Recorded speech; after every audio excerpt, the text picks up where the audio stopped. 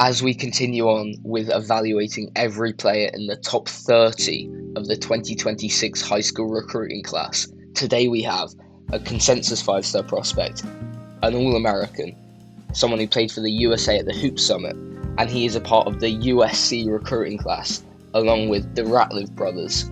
It is Christian Collins. Collins is one of the strangest players in this class because I think he has one of the highest ceilings and also the highest floors, but he's definitely not one of the top players, so let's take a look at him. First of all, Collins is a 6'8", 200-pound forward, which first you may think, oh, that's a bit undersized, but he actually plays far bigger than that because he has an absurd 7'1" wingspan. He's a long strider, he's got good burst, and he covers ground, and he's a really athletic player. So let's take a look at three-point shooting to start with. Collins is a good three-point shooter. He hasn't really consistently shown incredible three-point shooting. Here, off the dribble, that's a lovely pull-up over Caleb Gaskins. There's a video coming out on him soon. Collins is quite a versatile three-point shooter, but he just hasn't shown the consistency with making his shots. Here again, I love this from a lengthy player. This is the kind of thing that you see a Kevin Durant do. It's just a quick jab step, and for most players, this doesn't create the space. But when you're such a lengthy player and you've got a small guy guarding you, that creates just enough space for you to pull that three. And it's as I say with all these big guys, I said it with CJ Rosser, I said it with AJ DeManster.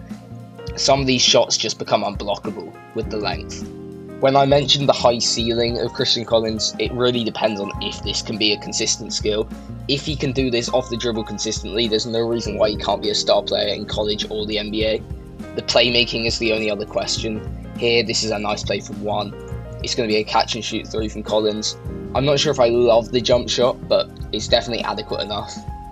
There's no huge problems with the technical part of the jump shot. One last three-point clip, and this is some more self-creation. He just opens space for himself here.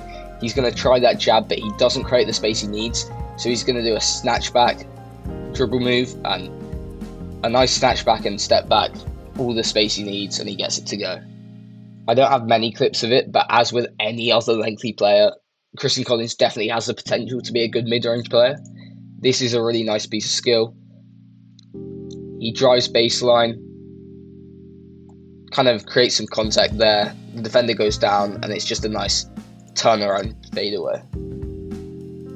Lots of these light forwards that kind of rely on their length really aren't incredible finishers of the basketball, but Collins definitely has that in the locker. The length just helps him out so much.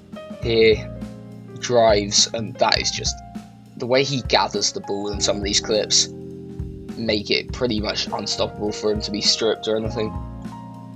Now we're going to see a baseline finish. He receives it on the wing, and just the way he uses his length, really he shouldn't be able to put this in, but the fact his arm can extend all the way over to here, and he's pretty much under the basket now, and he still gets it to go.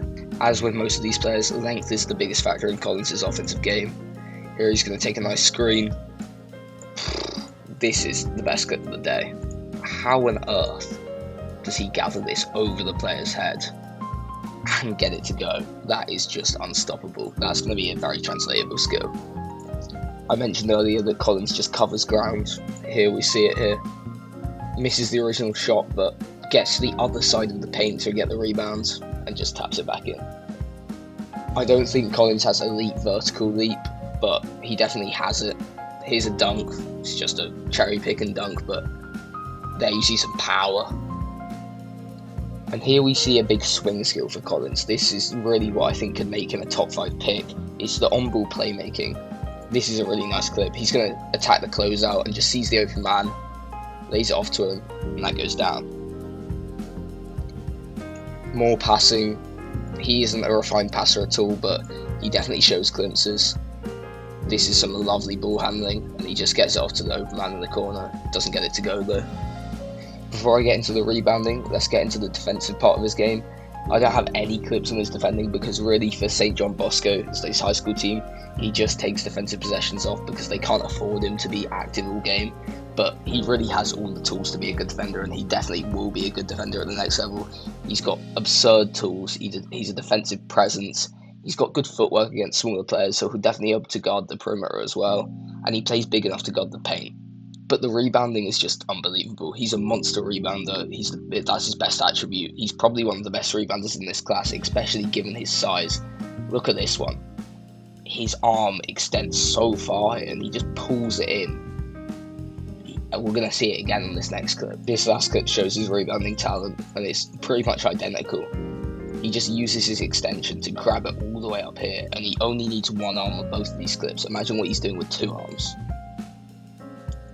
Overall, this guy has such a high ceiling and such a high floor. I think the ceiling is he develops his playmaking, ball handling, he develops his scoring inside and outside the arc, and he can be a lead scorer, and I think there's a lot of things to develop, but it's definitely possible. His flaw is he starts to space the floor, he's a stretch four, and he's a quality defender and rebounder, and both of them really contribute to winning on a basketball team.